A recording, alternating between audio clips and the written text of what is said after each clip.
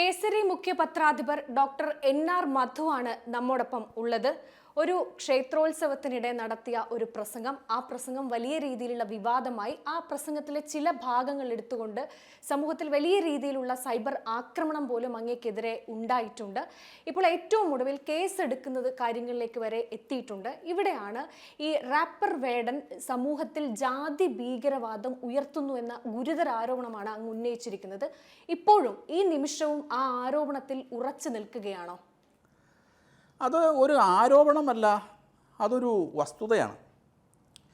ജാതി ഭീകരവാദം, ജാതി വിഘടനവാദം ഭാരതത്തിൽ ആദ്യം ഉയർത്തിയത് ബ്രിട്ടീഷുകാരാണ്. ബ്രിട്ടീഷുകാർ 47 ആ കൊളോണിയൽ ശക്തികളെ നമുക്കിവിടുന്ന് കെട്ടുകെട്ടിക്കാൻ കഴിഞ്ഞുവെങ്കിലും ആ കൊളോണിയൽ ശക്തികളുടെ വിഘടനവാദത്തെ, ജാതി ഭീകരവാദത്തെ ഏറ്റെടുത്ത് പിന്നെയും ഭാരതത്തെ ശിഥിലമാക്കാൻ ശ്രമിച്ചത് ഇന്ത്യൻ കമ്മ്യൂണിസ്റ്റ് പാർട്ടിയാണ്. അതേപോലെ ഇവിടുത്തെ ജിഹാദി ശക്തികളാണ്.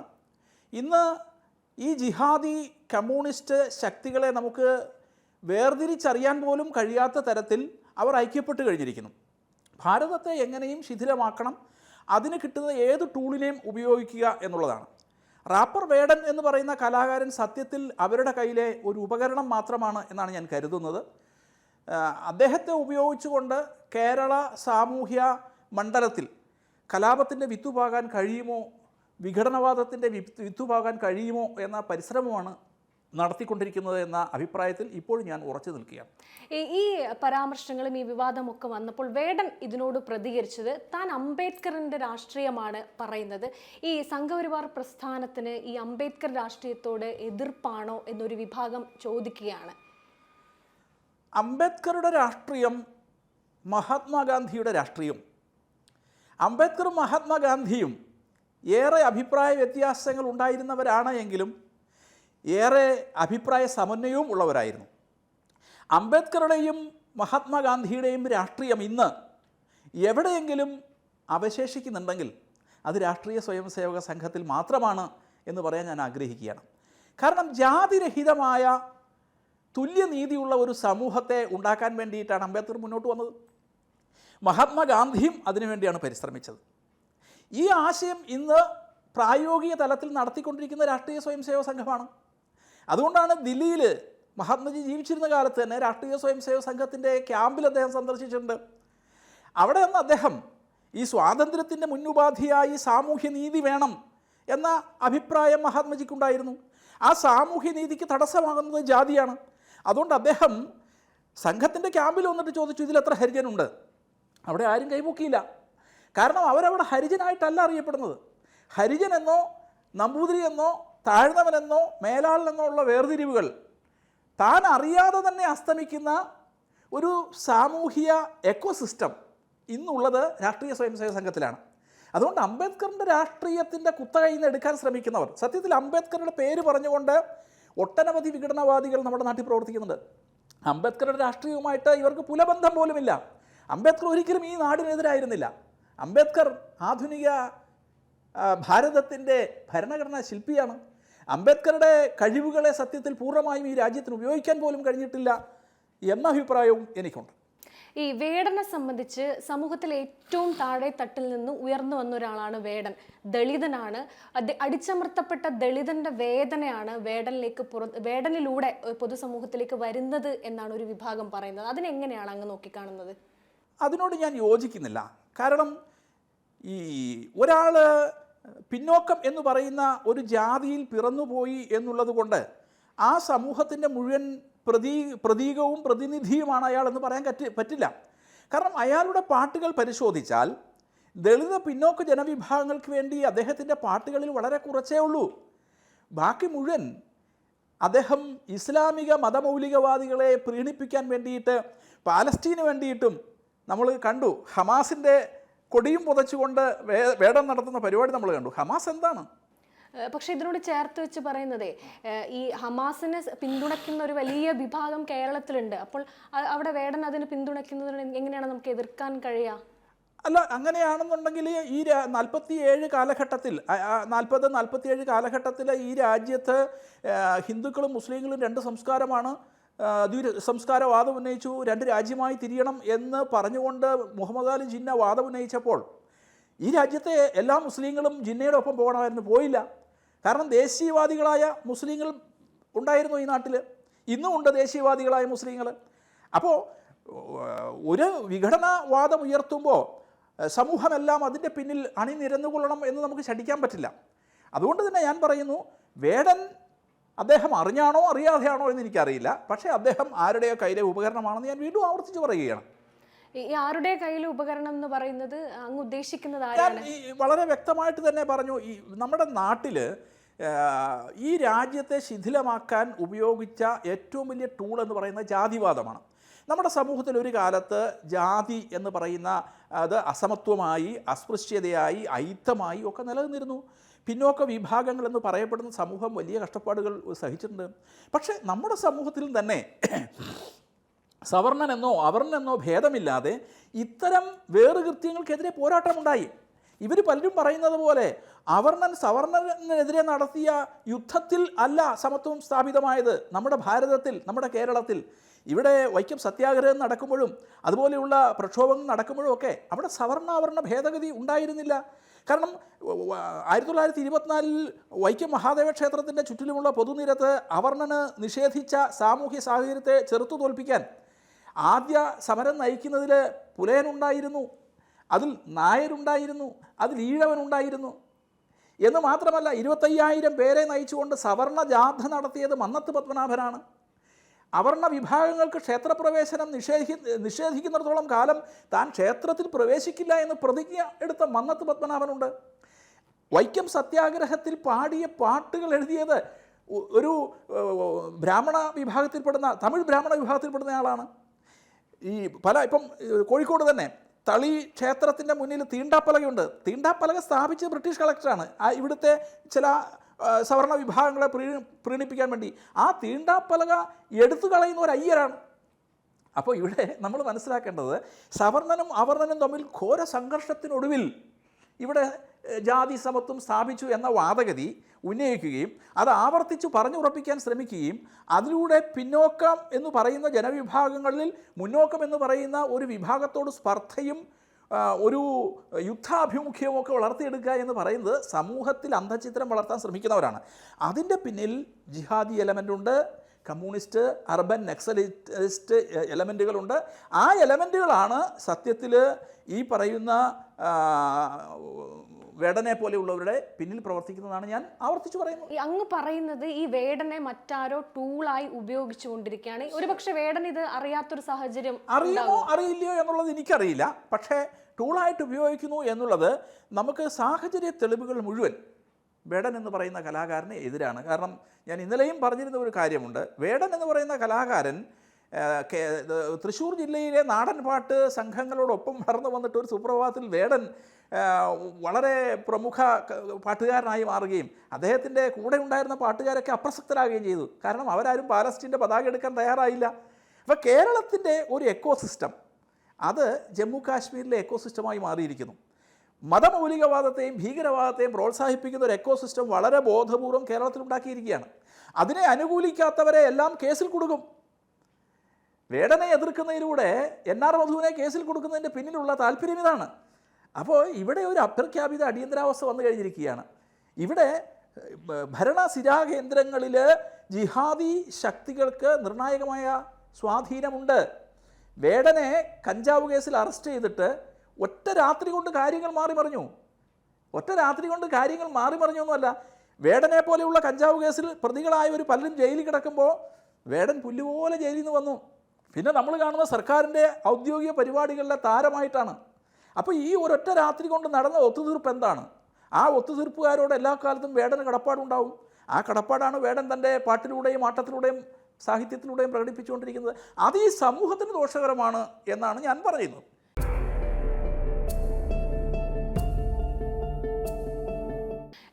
ഇപ്പോൾ അങ്ങ് പറഞ്ഞ പോലെ ഈ വേടൻ്റെ അറസ്റ്റുമായി ബന്ധപ്പെട്ട് ഈ ജിഹാദി ചാനലുകളടക്കം അന്ന് ചർച്ച ചെയ്തൊരു വിഷയം എന്ന് പറയുന്നത് ഈ വേടനെ ജാതീയമായി താഴ്ന്നത് കൊണ്ട് സംഘപരിവാർ പ്രസ്ഥാനം ഇടപെട്ടുകൊണ്ട് അറസ്റ്റ് എന്നടക്കമുള്ള കാര്യങ്ങളൊക്കെ തന്നെ അന്ന് ചർച്ച ചെയ്തിരുന്നു. അപ്പോൾ ഇതിനോട് ചേർത്ത് വെച്ച് പറയാനുള്ളത്, ഇത്തരത്തിലുള്ള ജിഹാദി ചാനലുകൾ അടക്കം ഈ വിഷയം ചർച്ച ചെയ്തത്, ഇത് NR മധു എന്ന് പറയുന്നത് ഒരു അപ്പർ ക്ലാസ് അല്ലെങ്കിൽ ഏറ്റവും ഉയർന്ന ജാതിയിൽ നിന്നുകൊണ്ട് അവർക്ക് വേണ്ടി സംസാരിക്കുകയാണ്. വേടൻ എന്ന ഏറ്റവും താഴെ തട്ടിലുള്ളവരെ ഉയർന്നു വരാൻ സമ്മതിക്കാതെ അവരെ എന്നും എക്കാലത്തും അടിമയാക്കപ്പെടുത്തി നിർത്താനുള്ളൊരു ശ്രമം നടത്തുന്നു എന്നാണ്. എങ്ങനെയാണ് അങ്ങ് ഇതിനെ നോക്കിക്കാണുന്നത്? RSS എന്ന് പറയുന്നത് തന്നെ ഒരു ബ്രാഹ്മണ സംഘടനയാണ് എന്ന് ഒരു ഇക്വേഷൻ അറ്റ്ലീസ്റ്റ് കേരളത്തിലെങ്കിലും ഇവർ ബോധപൂർവം പ്രചരിപ്പിക്കുന്നുണ്ട്. ചിത്ഭവൻ ബ്രാഹ്മണരാണ് RSSൻ്റെ തലപ്പത്തുള്ളവരെല്ലാം. ഞാൻ ഒരു ചാനൽ ചർച്ചയിൽ ഒരു ഇടതുപക്ഷത്തിൻ്റെ ആൾ പറഞ്ഞതാണ്. അങ്ങനെ ബ്രാഹ്മണ നേതൃത്വമാണ്. രാഷ്ട്രീയ സ്വയംസേവക സംഘത്തിൻ്റെ നേതൃത്വത്തിലിരിക്കുന്നവരാണെങ്കിലും സാധാരണ സ്വയംസേവരാണെങ്കിലും അവരുടെ ഒന്നും ജാതി ആരും ചോദിക്കാറില്ല, പറയാറില്ല. മഹാത്മാഗാന്ധി ചോദിച്ചിട്ട് ജാതി പറയാത്ത സമൂഹമാണ്. പിന്നെയാണ് ഇത്തരം ആരോപണങ്ങൾ വരുമ്പോൾ ജാതി പറയുന്നത്. പക്ഷേ ഒരു കാര്യം എനിക്ക് ഉറപ്പിച്ച് പറയാൻ സാധിക്കും, രാഷ്ട്രീയ സ്വയംസേവക സംഘത്തിൻ്റെ സർസംഘചാലകന്മാരടക്കം പിന്നോക്കമെന്ന് നമ്മൾ വിളിക്കുന്ന ജാതി സമുദായത്തിൽ നിന്ന് ഉണ്ടായിട്ടുണ്ട്. എന്ന് മാത്രമല്ല, രാഷ്ട്രീയ സ്വയംസേവക സംഘത്തിൻ്റെ കോടിക്കണക്കിന് വരുന്ന സ്വയംസേവകരിൽ ബഹുഭൂരിപക്ഷവും ഭാരതത്തിൽ ഒരു കാലത്ത് പിന്നോക്കമെന്ന് വിളിക്കപ്പെട്ടിരുന്ന സമൂഹത്തിൽ നിന്ന് വന്നവരാണ്. കേരളത്തിൽ പ്രത്യേകിച്ചും കേരളത്തിലെ രാഷ്ട്രീയ സ്വയംസേവക സംഘത്തിൻ്റെ അസറ്റ് എന്ന് പറയുന്നത് ഈ പിന്നോക്ക ജനവിഭാഗങ്ങളിൽ നിന്ന് വന്നവരാണ്. അവർ രാഷ്ട്രീയ സ്വയംസേവക സംഘത്തിൻ്റെ താഴെ തട്ട് മുതൽ മേലെ തട്ട് വരെ നിരവധി ചുമതലകൾ വഹിക്കുന്നുണ്ട്. എന്നെപ്പോലെയുള്ളവർ ഈ വാദം ഉയർത്തുമ്പോൾ ഞാൻ ഏത് മനയിലെ നമ്പൂതിരിയാണ് എന്ന് വ്യക്തമാക്കാനുള്ള ബാധ്യത അവർക്കുണ്ട്. ഞാൻ ഏത് മനയിലെ നമ്പൂതിരിയാണെന്ന് വ്യക്തമാക്കാനുള്ള ബാധ്യത അവർക്കുണ്ട്. എനിക്കില്ല. നരേന്ദ്രമോദി വരെ ബ്രാഹ്മണനാണെന്ന് പറയുന്നവരാണ് ഇടതുപക്ഷത്തിൻ്റെയും ജിഹാദി സംഘടനകളുടെയും ആൾക്കാർ. അതുകൊണ്ട് അത്തരം തരംതാണ വാദഗതികൾക്കൊന്നും മറുപടിയെ അർഹിക്കുന്നില്ല എന്നാണ് എൻ്റെ ഒരു നിലപാട്. ഈ അങ്ങ് പറഞ്ഞതിൽ ഏറ്റവും പ്രധാനപ്പെട്ട സമൂഹം ചർച്ച ചെയ്യേണ്ട ഒരു കാര്യമാണ്, അതായത് ക്ഷേത്ര മതിൽക്കെട്ടിനകത്ത് ഇത്തരത്തിൽ റാപ്പ് സംഗീതം പാടില്ല, ഈ ക്ഷേത്ര കലകളാണ് വേണ്ടത് എന്നത്. അത്തരം കാര്യങ്ങൾ സമൂഹം ഈ ചർച്ചയോടനുബന്ധിച്ച് ഒരിക്കൽ പോലും ചർച്ച ചെയ്യപ്പെടാതെ പോയി എന്ന് തോന്നിയിട്ടുണ്ടോ? അത് ഈ നമ്മുടെ ഹിന്ദു സമൂഹം ദീർഘകാലത്തെ ഉറക്കത്തിന് ശേഷം ഉണർന്നെഴുന്നേറ്റുകൊണ്ടിരിക്കുകയാണ്. നമ്മുടെ കേരളത്തിൽ നല്ല ഭാരതത്തിലെല്ലാം ഹിന്ദു സമൂഹം എഴുന്നേറ്റുകൊണ്ടിരിക്കുകയാണ്. അപ്പോൾ ഉണർന്നെഴുന്നേൽക്കുന്ന ഒരു സമൂഹത്തിന് ഈ ഉറക്കച്ചടവ് ഉണ്ടാവുക എന്ന് പറയുന്ന ഒരു സ്വാഭാവികമാണ്. ഈ ഉറക്കച്ചടവ് ഉള്ളതുകൊണ്ട് പലപ്പോഴും ഈ അനാചാരങ്ങളിലും മറ്റും പെട്ടുകിടന്നിരുന്ന ക്ഷേത്രങ്ങൾ, ആ ക്ഷേത്രങ്ങളെ സാമൂഹ്യ നവോത്ഥാനത്തിൻ്റെ കേന്ദ്രങ്ങളാക്കി മാറ്റാനുള്ള പരിശ്രമം നമ്മൾ ഇനിയും ആരംഭിക്കേണ്ടതുണ്ട്. എന്നാൽ അതിനും ഇപ്പം ഞാൻ കൊല്ലത്ത് പങ്കെടുത്ത ആ ക്ഷേത്രമെന്ന് പറയുന്നത് അതിനൊരു മാതൃകയാണ്. അതാണ് സത്യത്തിൽ കമ്മ്യൂണിസ്റ്റുകാരെ വിരൽ പിടിപ്പിച്ചത്. അവിടെ ഒരു വലിയ ഗ്രാമോത്സവമാണ് നടന്നത്. ആ ഗ്രാമത്തിലെ നിരവധി കലാകാരന്മാരെയൊക്കെ അവിടെ വേദിയിൽ ആദരിക്കുന്ന ചടങ്ങുകളൊക്കെ ഉണ്ടായി. എന്ന് മാത്രമല്ല, അവരൊരു അപർണോത്സവം എന്ന പേരിൽ ഒരു ഇന്നവേറ്റീവ് ഐഡിയയാണ് അവിടെ നടപ്പിലാക്കിയത്. പരമ്പരാഗതമായ ഉത്സവം പോലുമല്ല. അപ്പോൾ ക്ഷേത്രം എന്ന് പറയുന്നതിന് ഒരു സംവിധാനമുണ്ട്. ആ സംവിധാനത്തിന് വിരുദ്ധമായ കലാപരിപാടികൾ ക്ഷേത്രത്തിൻ്റെ മതിൽക്കെട്ടിൽ പാടില്ല എന്നുള്ളതാണ്. കാരണം ദേവനെ പള്ളി ഉണർത്താൻ ഉപയോഗിക്കുന്ന വാദ്യങ്ങൾ എങ്ങനെ വേണം എന്ന് വിധിയുണ്ട്.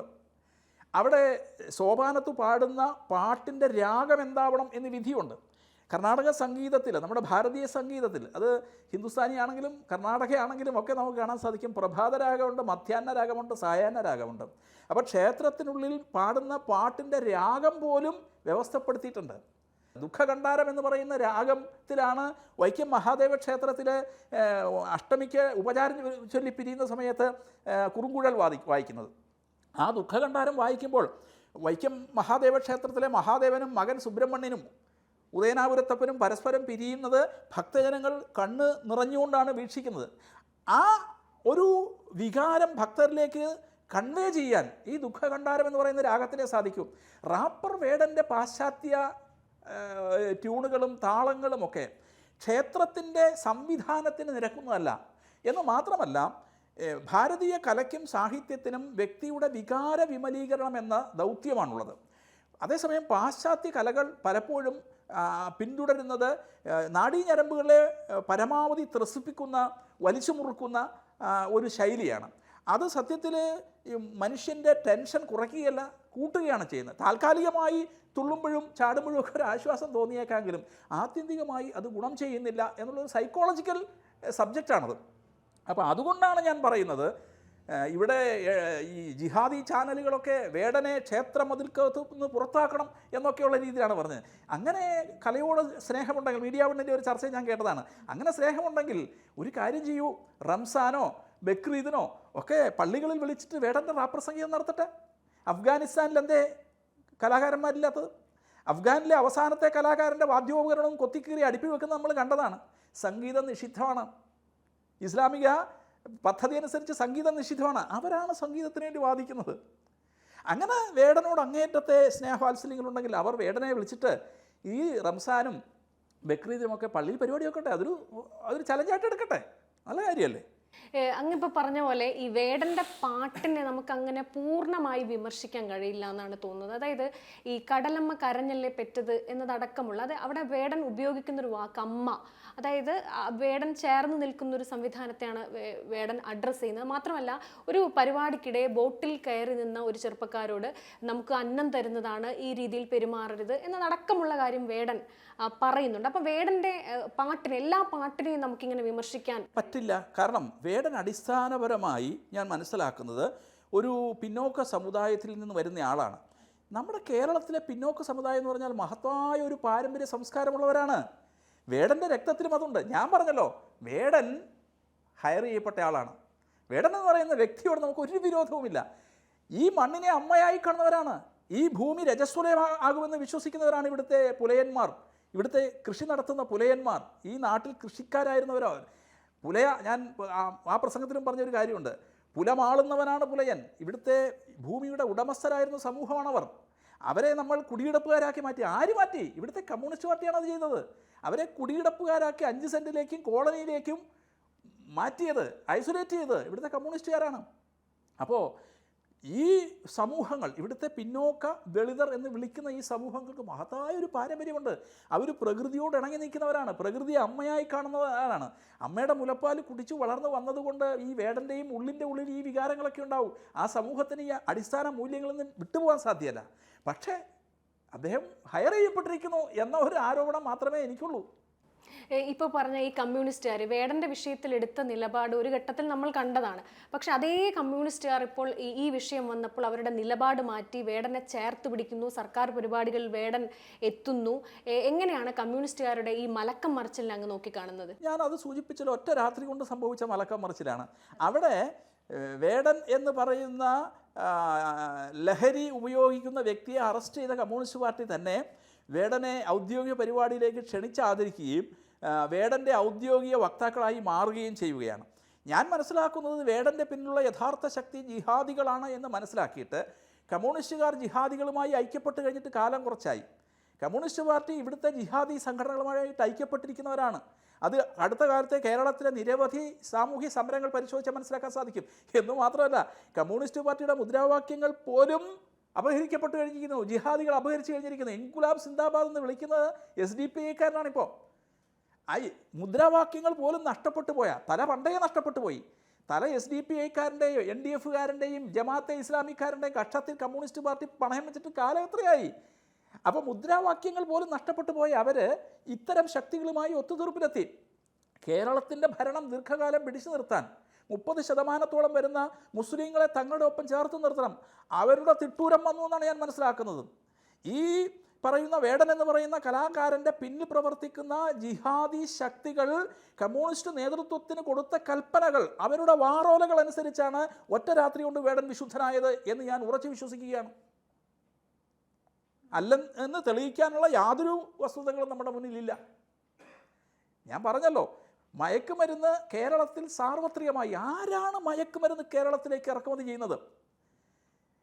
കേരളത്തിലെ മയക്കുമരുന്ന് കേസുകൾ നിങ്ങൾ പരിശോധിച്ചു നോക്കൂ. വിവരാവകാശ നിയമം അനുസരിച്ച് നിങ്ങൾ അന്വേഷിച്ച് നോക്കൂ. 90% പ്രതികൾ ഒരു സമുദായത്തിൽ, ഒരു മതത്തിൽപ്പെട്ടവരാണ്. ആ മതസ്ഥർ ഇന്ന്, ഒരു കാലത്ത് ആ മതസ്ഥർ മദ്യം ഉപയോഗിക്കില്ല, മയക്കുമരുന്ന് ഉപയോഗിക്കില്ല എന്നൊക്കെയാണ് പറഞ്ഞുകൊണ്ടിരുന്നത്. ഇന്ന് അതിലെ ചെറുപ്പക്കാർ മദ്യത്തിനും മയക്കുമരുന്നിനൊക്കെ അടിമകളായിക്കൊണ്ടിരിക്കുക. ഈ കടത്ത് കേസിൽ വന്നവർ ഒരു സമുദായത്തിൽ, ഒരു മതത്തിൽ നിന്നുള്ളവരാണ് ഈ മയക്കുമരുന്ന് മുഴുവൻ കടത്തിക്കൊണ്ടിരിക്കുന്നത്. അപ്പോൾ ഇതിൻ്റെ എല്ലാം പിന്നിൽ മയക്കുമരുന്ന് ശക്തികളുണ്ട്. നമ്മുടെ കേരളത്തിലെ ചെറുപ്പക്കാരെ മയക്കുമരുന്നിൽ മുക്കിക്കൊല്ലുകയാണ്. നമ്മുടെ ക്രമസമാധാന നില തകർന്നിരിക്കുന്നു. ക്രൈം റേറ്റിൽ കേരളം നമ്പർ 1 ആയി കഴിഞ്ഞിരിക്കുന്നു.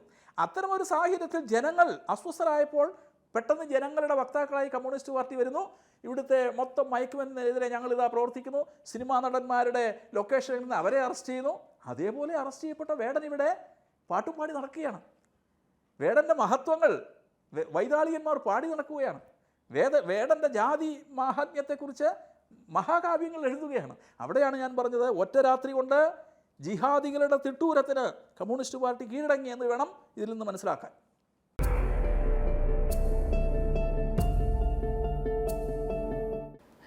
അങ്ങ് നടത്തിയ ആ പ്രസംഗത്തിൽ പറഞ്ഞ മറ്റൊന്നായിരുന്നു ഈ നമ്മുടെ കേരള സംസ്കാരത്തിൽ മാറുന്ന ഭക്ഷണ രീതിയെക്കുറിച്ചൊക്കെ തന്നെ.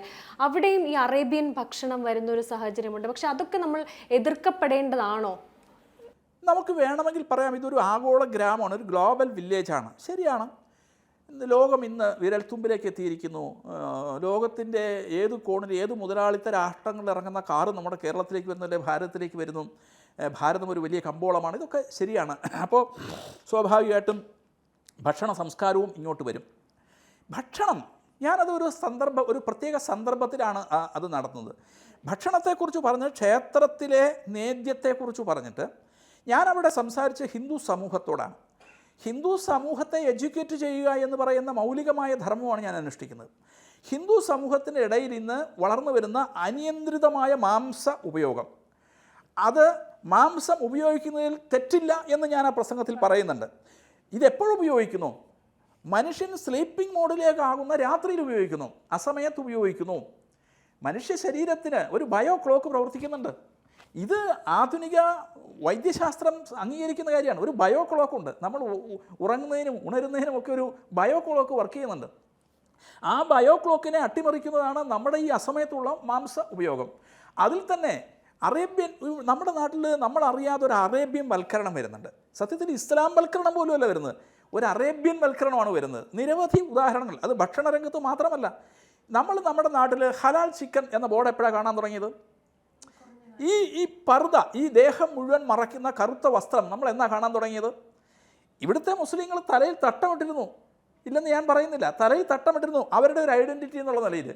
ഈ പർദ എവിടെ നിന്ന് വരുന്നു? മരുഭൂമിയിൽ നിന്ന് വരുന്ന പർദ ഇവിടേക്ക് വരുന്നു. ഇവിടെ എന്ത് പ്രസക്തിയാണ് ഈ പർദയ്ക്കുള്ളത്? പർദ മാത്രമല്ല വരുന്നത്, ഇപ്പോൾ ഈന്തപ്പന വരെ കയറി വരുന്നുണ്ട്. ഈന്തപ്പന ഒരു സ്ഥാപനം മുസ്ലിമിൻ്റേതാണോ എന്നറിയണമെങ്കിൽ ആ സ്ഥാപനത്തിൻ്റെ മുന്നിൽ ഒരു ഈന്തപ്പന ഉണ്ടാവും. ഒട്ടകങ്ങളെ വരെ കൊണ്ടിരുന്നു. അതാണ് ഞാൻ പറഞ്ഞത്, നമ്മുടെ നാട്ടിൽ അറബിവൽക്കരണം നടക്കുകയാണ്. ഈ അറബി ഫുഡ് പലതും നമ്മുടെ കാലാവസ്ഥയ്ക്ക് നിരക്കുന്നതല്ല, നമ്മുടെ കാലത്തിന് നിരക്കുന്നതല്ല. അതുകൊണ്ടാണല്ലോ ഞാൻ ഷവർമയെക്കുറിച്ചാണ് ഊന്നി പറഞ്ഞത്. ഈ ഷവർമ എന്ന് പറയുന്ന ഭക്ഷണം ഉണ്ടാക്കിയ മരണങ്ങൾ എത്രയാണ്?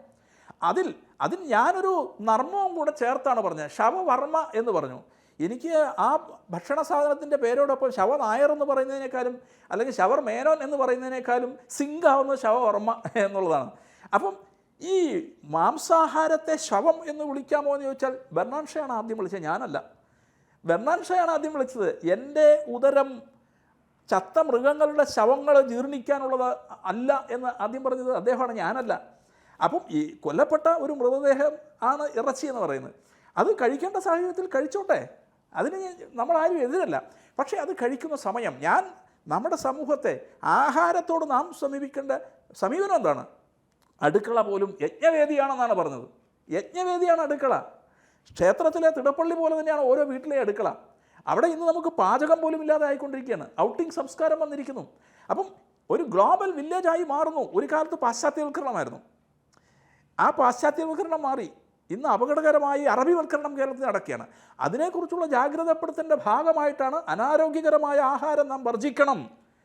അത് കേവലം ഒരു ഷവർമ മുസ്ലിങ്ങൾ മാത്രമാണ് കഴിക്കുന്നത്. അതിൽ മരിച്ചവർ മുസ്ലിങ്ങളില്ല, ക്രിസ്ത്യാനിയില്ല എന്ന് ഞാൻ പറയാൻ കാരണം ഈ ഷവർമ കഴിക്കാൻ വേണ്ടിയിട്ട് ക്യൂ നിൽക്കുന്നവർ ഏറെയും ഹിന്ദുക്കളാണ്. ഞാൻ വിമർശിച്ചത് സത്യത്തിൽ ഹിന്ദുവിനെയാണ്, ഹിന്ദു സമൂഹത്തെയാണ്.